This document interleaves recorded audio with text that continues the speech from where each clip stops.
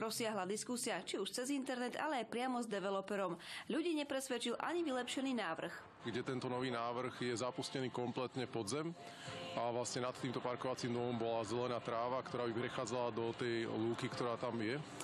Tým pádom ľudia by o zelené neprišli. Podnikateľovi nezostalo nič iné, len ustúpiť. Developer to stiahol. Myslím si, že cítil ako keby ten tlak ľudí, že jednoducho to tam nechcú. Ako výhru to však ľudia neberú. Majú obavy, že jedného porazili, no kedykoľvek môže prísť iný. Zelený pozemok má lukratívnu polohu. Stále je to proste pozemok, ktorý je určený na výstavbu a pokiaľ sa toto nezmení v územnom pláne, tak stále musíme byť v strehu. Pozemok patrí mestu a to zatiaľ na ňom neplánuje nič stavať. Práve naopak, bude ho vraj revitalizovať. Parkovanie chce riešiť, ale inak.